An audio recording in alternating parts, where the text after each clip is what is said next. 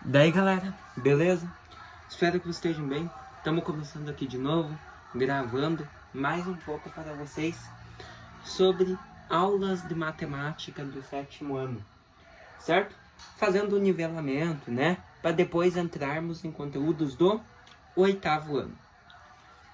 Então, hoje nós vamos falar sobre circunferência e o número π. Então, eu tô vendo ali, tá? E vocês vão ver aí na tela, ó, aparecendo aí para vocês. O que é circunferência?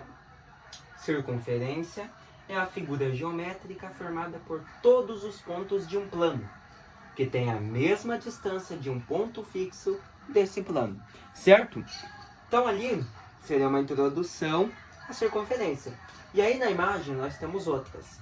Olha só, o que diferencia? Olha aqui, o que diferencia circunferência de círculo? Assim, olha só, temos aqui um círculo. Não sei se dá para ver direito aí para vocês. Temos ali um círculo. Essa parte aqui, ó, interna, isso aqui é o círculo. Essa parte que eu pintei ali, interna. Essa linha que fecha o círculo, essa linha aqui, essa mesma. Essa linha é a circunferência, certo? Então, ó, circunferência, certo? Então, a linha que fecha o círculo é a circunferência. E a parte interna do círculo é o círculo, é o próprio círculo, certo? Então, circunferência, olha aí aparecendo de novo o slide, ali embaixo na foto. É uma linha curva fechada, né? Curva por causa que é um movimento circular, cujos pontos se encontram todos à mesma distância do centro, certo? Então ela tem um centro e todos os pontos se encontram à mesma distância desse centro, certo? Alguns elementos, olha aí então. A circunferência, ela tem elementos? Tem. Então, ó, um deles é o raio. O que é o raio? O raio é qualquer segmento que une o centro a um ponto da circunferência. Então, vamos ver essa circunferência aqui mesmo que eu desenhei. Olha aí, só um pouquinho. E aí? Mas e aí? Qual que é o seguinte dessa circunferência que eu desenhei? Então, o raio é qualquer segmento. Por exemplo, aqui no centro dessa circunferência nós temos um ponto O, que nem está ali, um ponto A, e aqui na circunferência nós temos um lado A, um pontinho A, certo? Então olha só, o raio é qualquer segmento que une o centro a um ponto da circunferência. Então, esse ponto aqui, essa linha, desculpa, é o raio. Por quê? Porque ele uniu o centro dessa circunferência, que está desenhada aí para vocês também no slide, que é o ponto O, até um ponto que está na circunferência, que é o ponto A. Então, qualquer segmento que une o centro até um ponto da circunferência é raio, certo? Beleza. E o outro ali, a corda. O que é a corda? É qualquer segmento que une dois pontos da circunferência. Então, o raio, ele une o centro até um ponto. Mas a corda ela une dois segmentos qualqueres. Como você pode ver aí embaixo, ó, ali ligou um segmento, um pontinho A da circunferência até um pontinho B. Mas não tem nada a ver com o centro. Se tivesse, por exemplo, o pontinho A até o centro O, daí seria um raio. Mas como é um segmento qualquer, só marcando ali do pontinho A até o pontinho B, é uma corda, certo? Então, corda é qualquer segmento que une dois pontos distintos da mesma circunferência. Daí, passando aí o slide então, temos o que? Temos o diâmetro. O diâmetro é a corda que passa pelo centro da circunferência. Então, o diâmetro, ele é a maior corda da circunferência. Ele passa pelo centro da circunferência, mas ele não passa do centro até um determinado ponto. Não, ele vai pegar a circunferência inteira. Por isso, ele é dado como o maior segmento da circunferência. Como vocês veem na foto. Ali ele pegou do ponto A, como você pode ver do ponto A, pegou ali até o ponto O, que é o centro, e foi até o ponto B. Dizendo assim, ele uniu a circunferência em toda. Então, ó, pegou o segmento e uniu a circunferência toda. Então, se chama diâmetro, certo?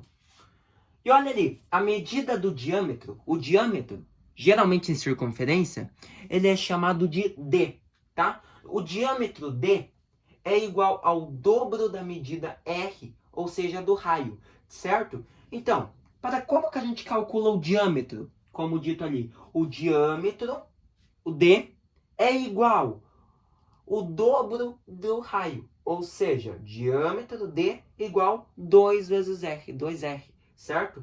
Que significaria, melhor dizendo, diâmetro igual ao dobro do raio, certo? Então, olha só aí alguma propriedade, certo? Então, não pode esquecer de como calcular o diâmetro aí, então. Continuando aí. Olha só um exercício. No centro de uma cidade é construída uma praça circular com uma passarela central de 50 metros de comprimento. O raio do círculo do contorno da praça é... Lembrando que o comprimento da passarela é correspondente ao diâmetro da circunferência, porque o comprimento é a maior linha, certo? Então, ele corresponde ao diâmetro. Como que calcula o diâmetro? Só lembrar do nosso slide e a gente acabou de falar, certo? Vou dar um tempo para vocês fazerem esse exercício e nós já voltamos aí.